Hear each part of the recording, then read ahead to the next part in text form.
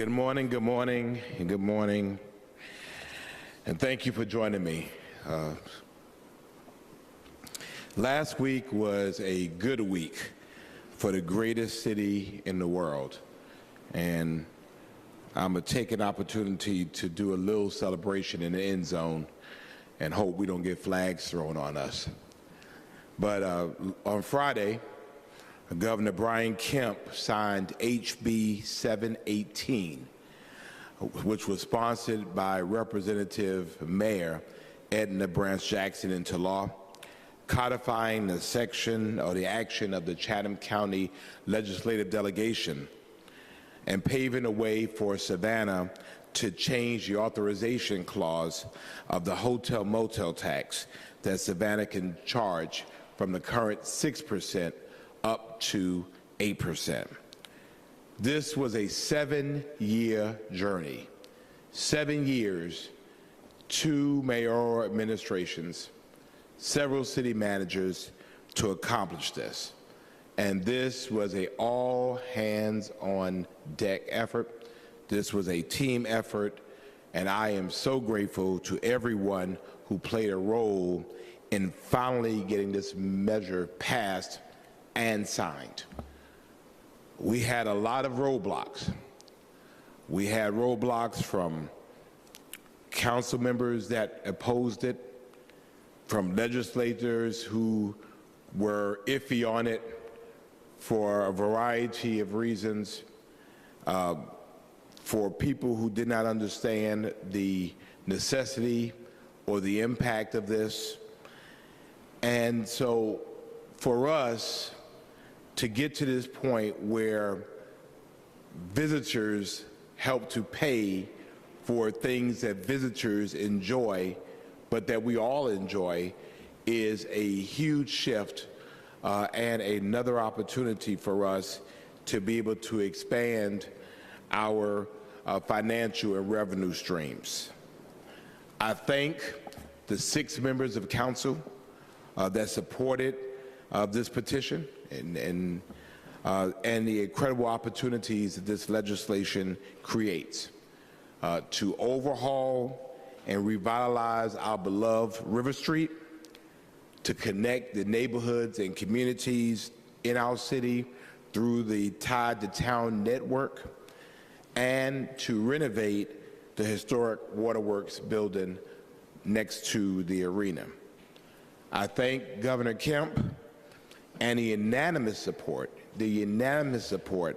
of the Chatham County Legislative Delegation. Chairman Ron Stevens, again, Representative Mayor Edna Jackson, who carried this on her back,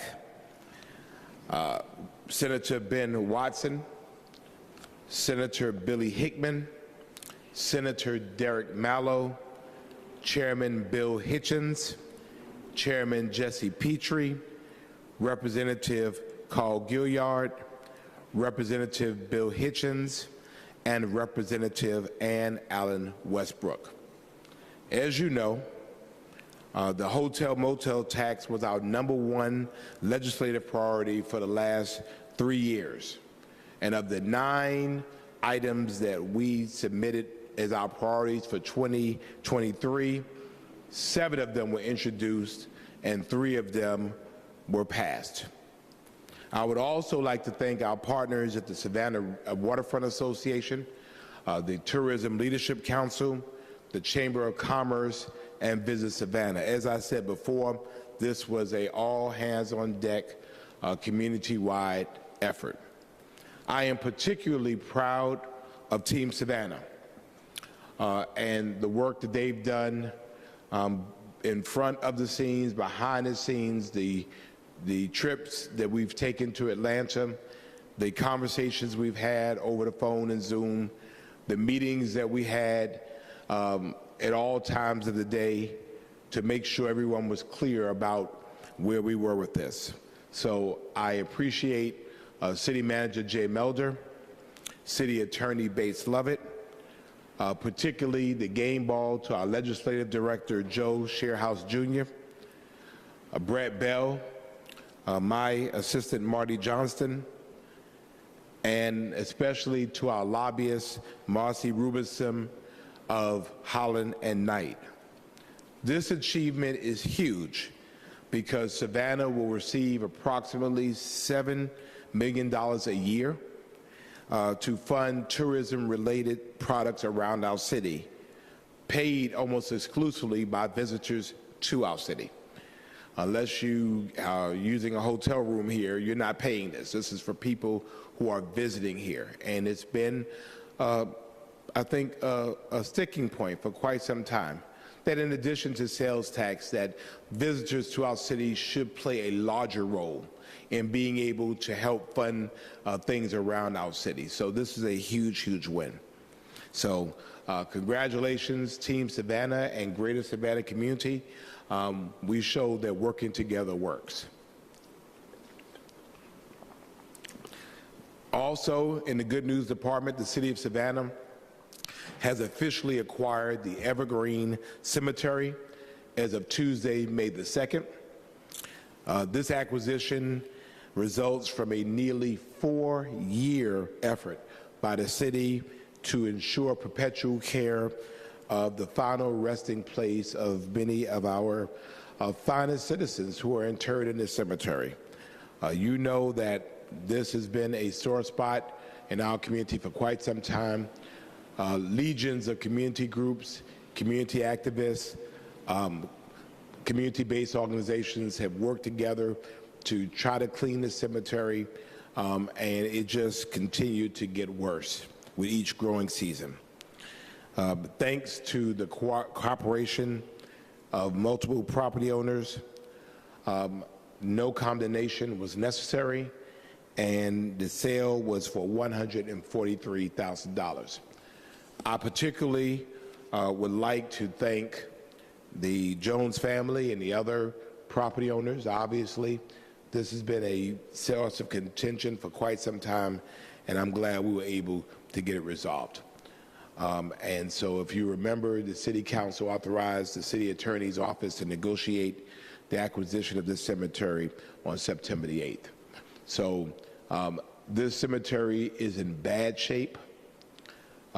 It's going to take some time, and so I would caution against people thinking that an immediate revitalization will take place. There is extensive dumping there. There's extensive growth there. The little bushes that were planted there when someone died are now trees. There are graves there that have been disturbed by natural and unnatural means. There'll have to be some type of understanding about what is actually underground and who is actually underground. So all of this work will take place, and you will see gradually the restoration and then the permanent care of this hollow ground. More in the good news department. Today we will have a ribbon cutting of the Grant Center Gymnasium today at 3:30 at the corner of West Street and Barnes Drive. This project included the construction of a 10,380 square foot gym and additional off-street parking. I'm excited about this because this was one of my projects as First District Alderman. This was over 2 successive SPLOST votes, extensive working with the community and working with the former council. And so I'm excited about this because it has finally come to fruition. This new gymnasium replaced the existing Grant Center and is the only city-owned regulation-sized gymnasium on the west side of Savannah. So when we talk about equity, we talk about creating equity where there is none. And so this building includes not only a gymnasium, locker rooms, public restrooms, an entrance lobby, a snack bar, and an office. And the project included site work, utilities, and landscaping. This project was an investment that the prior council made working with the citizens on the west side of Savannah. So I'm excited about how this gym will serve not only as a youth development and recreation and community fellowshipping space, but really a source of pride for our West Side communities. Tomorrow, I will attend the homegoing services for the late District 2 County Commissioner Larry Gator Rivers. I've been asked to offer remarks during the service. Visitation will be held from 5 p.m. to 6 p.m. at the St. Paul CME Church on Barnett Street. The address is 1601 Barnett Street. And then the funeral services will follow at 6 p.m. I think there is no doubt that Commissioner Rivers was a legend, par none, a trailblazer in our community, and I will continue to keep his family and his friends in my thoughts and prayers. And I've ordered the flags on City Hall to be lowered tomorrow in his honor and in his memory. In City Council news, on Thursday we will have our first workshop and meeting in May, starting at noon. During the workshop, we will have various departments talking about our 100 Days of Summer initiative.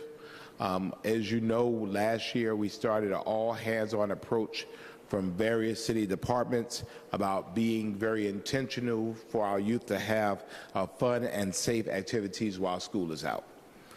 Then we will have our regular meeting, and I will recognize May as National Mental Health Awareness Month, International Internal Audit Awareness Month, and Building Safety Month. City Council will then consider the approval of alcohol licenses before deciding on proposed purchasing requests to include a contract for construction services with S.J. Hamill Construction, LLC, for up to approximately $5.8 million to widen the existing Bilbo Canal to achieve a 100-year conveyance north to Normandy Street. We've been talking a lot about waters and floods, so this is a major investment. Residents, as you know, can watch the meeting live on our Facebook page. You can certainly come to City Council chambers and, of course, SG TV Channel 8. Mother's Day is this Sunday, and our Recreation and Leisure Services staff have planned many activities to show appreciation for the most special women in our lives who love and support and care for us. So moms can enjoy a Mother's Day fashion show on May 11th at 10:30 a.m. at the Woodville Community Center, and then at dinner that evening at 5:30 p.m. Woodville Community Center will also host a Mother's Day celebration on May the 12th at 10 o'clock a.m. with the Golden Age Group. There will be another Mother's Day fashion show on May the 11th at 10:30 a.m. at the Cloverdale Community Center, and a Mother's Day card-making experience on May the 11th at 4:30 p.m. at the Tremont Community Center. On May the 12th at 10 a.m., the Tatumville Community Center will perform an extraordinary Mother's Day play. And finally, moms can enjoy a day of pampering on Monday, May the 15th, from 9:30 a.m. to 11:30 a.m. at the Moses Jackson Community Center. And as you know, as the heat indices indicate, summer is upon us and it's time for some summer fun. Our Parks and Recreation Division, we're seeking lifeguards who will assist senior lifeguards in supervising activities in and around the swimming pool and maintaining a safe environment. Applicants must be 16 years or older, and they must possess or be willing to obtain lifeguarding, CPR, and first aid certifications, all offered by the City of Savannah. This seasonal position pays $15 an hour and will be an excellent opportunity for young adults in our community. To learn more about this opportunity and to apply, visit savannahga.gov/jobs, savannahga.gov/jobs. Our Recreation and Leisure Services Department offers a basketball day camp from June the 5th to July 14th at the Blackshear Basketball Complex from 9 a.m. to 2 p.m. Lunch is included. The cost is only $20 a week per child.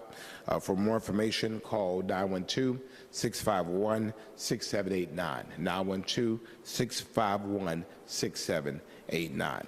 Summer camp is filling up fast, and we're asking you to still consider signing up your child for a summer full of fun and adventure by visiting savannahga.gov/summer camp, savannahga.gov/summer camp.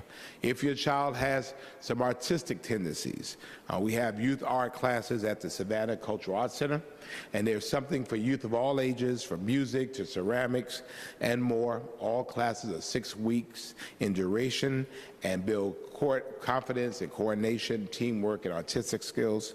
You can find a course and you can register at savannahga.gov/arts, savannahga.gov/arts. Last week, we graduated another class of the Savannah Youth Council. We'll have a press release going out to that effect.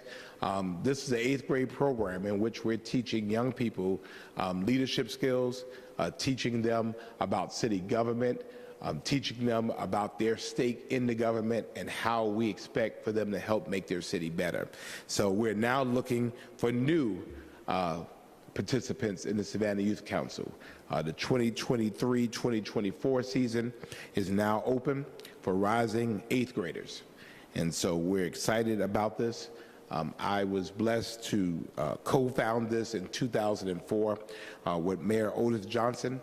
And so we are almost approaching our 20th year. And to put that in perspective, our first youth council members are now in their 30s.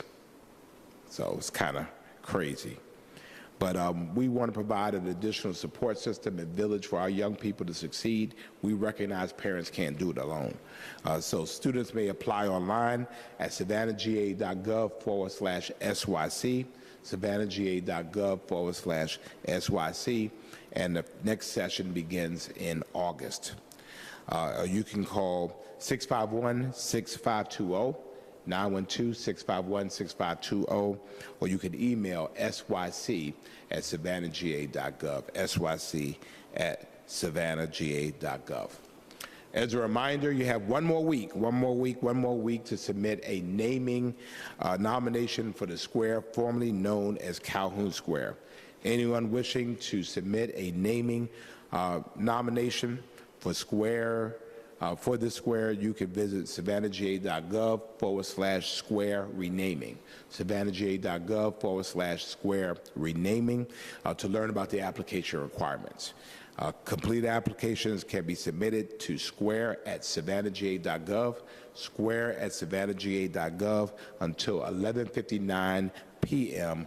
on Monday, May the 15th, 11:59 p.m. on Monday, May the 15th. This is Nurses Month, Nurses Week, and we are celebrating the many nursing professionals we have in this city who are frontline heroes, those that have kept us safe, not only through COVID, but keeps us safe all along. So on behalf of the city of Savannah, to every single nursing professional out there, we thank you, we appreciate you, we salute you for all that you have done. We also salute teachers, and we know the teachers are looking forward to an end of a school year, but I submit to you that teaching is never, ever done. I was at Jenkins High School yesterday with teachers who were showing inspiration to students that inspired them, and I had the opportunity to serve as keynote speaker. So we are saluting our teachers. Tomorrow, we'll be celebrating teachers at Brock Elementary for all that they have done, but we salute all of our teachers. And this weekend, I'll be blessed to serve as a keynote speaker or give the keynote address at the Georgia Southern University commencement exercises. And so again, we salute teachers at all levels. And then finally, again, this weekend is Mother's Day. We know that every day should be Mother's Day. So to mothers that are here with us, to mothers that have gone on, we all want to show love for the mothers in our lives. And of course, a very special first Mother's Day to Miss Luckett, who will be celebrating her first Mommy's Day. So we'll see what all of that means. We'll see how first-time mommies, serve Mother's Day. So congratulations. Cash? Well, he's not giving you any cash. So we'll see how that works out. So that ends my prepared remarks, and I will answer any questions you may have. How you doing, Mr. Mayor? I'm well. Last time we saw you was at your business conference. As you spent the day there, what were some of the reactions from people when you spent the day with them and talked about Ignite Advantage? What was their takeaway? It was epic, man. We had over 200 participants that came and stayed the entire day. They really appreciated being able to get away, but more importantly, being able to network. Business owners, particularly small business owners, feel that they are one and alone, and oftentimes they could be suppliers to other small business owners. So it was a time of connection, it was a time of inspiration, and then of course the following day we went to the State of Small Business in Chatham County, and again it was the same thing. We have to continue to feed our small businesses with information, with inspiration, and with the resources they need to be successful. We know that our economy is strong because of small businesses. So whatever we can do to help, we're looking forward to continuing to be a part of that conversation. And I'm very grateful to our Economic Development Department and Team Savannah that helped us to really push this, and so I'm excited that we were able to get there. Thank you. Morning. Good morning. I just wanted to circle back to the hotel motel tax. When does that start getting implemented? When do people start paying it? We're looking to start collecting in September. We have to work those details out. We did want to get in front of ourselves because, again, we've had so many years where it seemed like it was going to happen and it didn't. But we're looking at the fall to begin collection of that. And again, well, when I go to cities around the country, you pay whatever it is that you pay. You don't say, well, when I see resort tax, but you're not using a resort, I don't know what that means, but you pay it. Savannah has linked itself. Our tourism continues to grow. So again, this is an opportunity for us to increase our funding streams, and I think for us that is what this is really all about. And so there's been a lot of misinformation. The money has to be used for what's called tourism-related product. So you can't just say, well, we're going to put something, use this money for something that is a part of tourism-related product. But the difference is for us is that we're able now to use this money to do things that we can use general fund dollars for other things. Again, River Street is showing her age. Particularly with Plant Riverside and Eastern Wharf looking as amazing as they do. And so what we will ultimately do is we will have a total renovation of River Street. When the Recyclers Plaza was dedicated, our city was a lot different.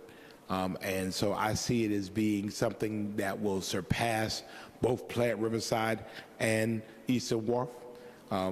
I see being play spaces, I see it being splash pads, I see it being bathrooms, public bathrooms in that space, more performance space. And so again, we'll get to that point, but it's going to be epic. It's going to be a great opportunity for us. Tied to Town, which is a big equity and connectivity project of ours. Again, we'll get a big shot at this arm. And then, of course, the Waterworks building, which has been in disrepair for years, we'll be able to renovate that and use that for some community-based purposes.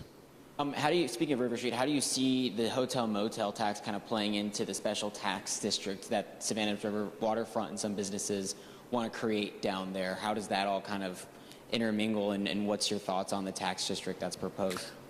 In concept, I'm supportive of it.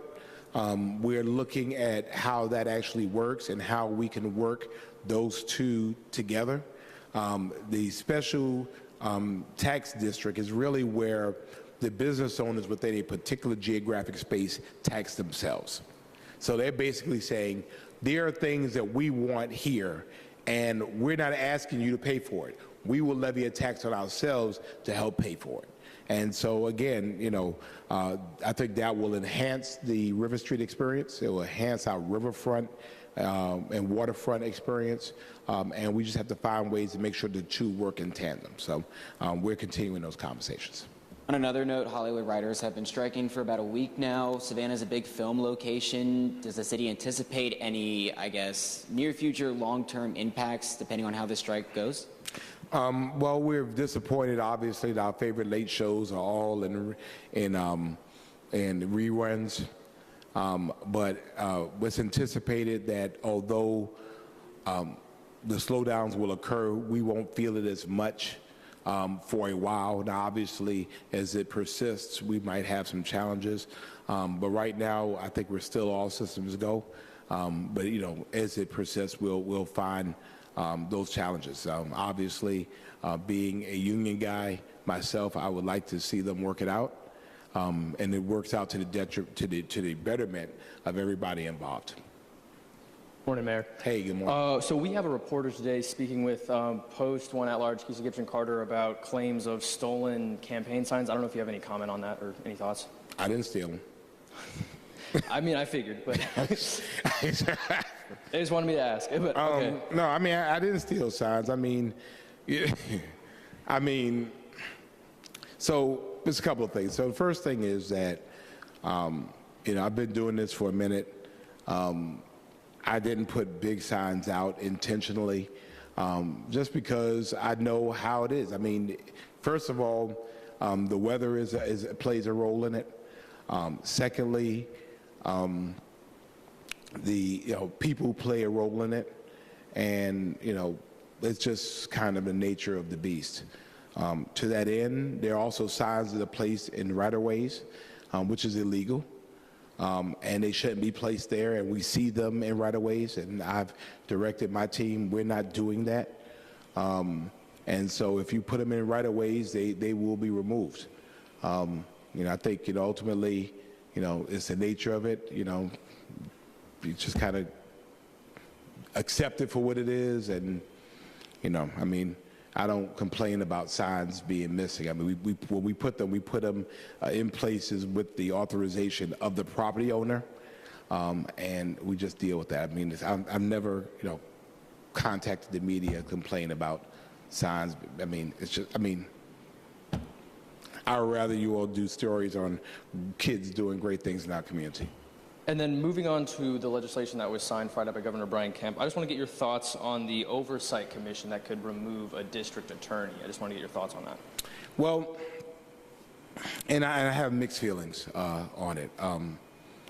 I am very clear that district attorneys are prosecutors. And I'm very clear that I want crimes prosecuted in this community. I've made no bones about that. My expectation, this city's expectation, is that those who do crime, particularly violent crime, are prosecuted to the fullest extent of the law, period. Now, in terms of the law that was signed, obviously I'm just concerned about the slippery slope and the possible circumventing of public will. You know, local authority, the people decide if any public official is not doing their job. And every 4 years, in most cases, they have the opportunity to be their own oversight committee, and they can remove that person from office if they don't feel like they're doing that job. Although I understand the thought of it on a prosecutorial standpoint, I think philosophically I'm concerned, you know, obviously that this is occurring because next it could be, well, we'll have a state oversight committee for city council members who don't do their jobs, or, you know, but there's not one for legislators who don't do their jobs, or, you know, so I'm just concerned about what does that say about the will of people and who determines whether they're not doing their job. Do I do it as a voter during election season, or does someone else, somewhere else, that is not in those communities determine that? So again, I go back to I expect that prosecutors prosecute vigorously. I think families deserve that. But again, philosophically, I'm concerned about, what does that say in terms of local will? Sir. Thank you. I want to go back to talking about the stolen signs a little bit. Come on, man. I was actually going to grab you separately. I did not steal any signs. Oh, I know you did, man. We don't touch that. But when going back to, you're running for re-election, and when you're placing your signs out there, what are some things you're talking about with your team when, putting your signs out there? Yeah, I say, look, first of all, two things. We're not putting signs in right-of-ways. All right? We're not going to do that. Number two, if we're going to put a sign in, we put signs with the permission of the property owner. And in most cases, those signs are taken by the property owner to put in their own yards. We recognize that signs are disposable and signs get damaged. We've had some cases lately where we've had very serious winds throughout this community. We know that oftentimes these signs don't really stand up. They've been blown away, they've been damaged. We know that they've been vandalized. I've had experiences of kids vandalizing them just because they're there. One time I had young people with a sign of mine, with BB guns taking target practice at it. I mean, I think it's just a part of what happens. And so again, I don't cry and whine about it. You either replace the sign or put the sign in a legal location. I just think that's just part of the rules of the road when you are engaging in those campaigns. However, the message I think goes out and should go out to anyone running for elected office, not only for the city of Savannah, but for anywhere. Again, if your signs are in legal locations, you don't have much to worry about with the permission of the property owner. Secondly, signs in right-of-ways is blight, is garbage. It defaces the beauty of our community. And we're going to have sanitation folks, we're going to have code enforcement folks pick them up. We have a place where they go. We don't destroy them. We just take them to a place and they're there. And candidates from time to time will go to this sign graveyard, so to speak, and determine whether they want to resurrect some of those signs. Some cases they're usable, some cases they're not. So, again, I'm happy about hotel motel tax. I'm happy about Evergreen Cemetery. I'm happy about the Grand Center. I just think it's just too many good things in this community happening to be talking about signs that might have been placed in questionable places. So. But you went there, so. Any other questions? All right, we're hoping we're seeing you today at 3:30. I got to find out whether the rematch is occurring. Is it? It's been modified to the Ruby basketball. What do you mean it's been modified? No. No. We have to change that. So we had a grudge match between our police and fire departments. Our fire department blew out our police department, and this was supposed to be a revenge match. And so if we have kids playing, then I want to make sure, because the police have been practicing. They've been practicing. They're going to try to, do a game like the Lakers did last night. They said they're coming hard, so I don't want no excuses to say kids messed them up or kids helped their chances. So we'll figure it all out. But it's going to be a fun day, a great day in the greatest city of the world. Thank you all for being Savannah Strong.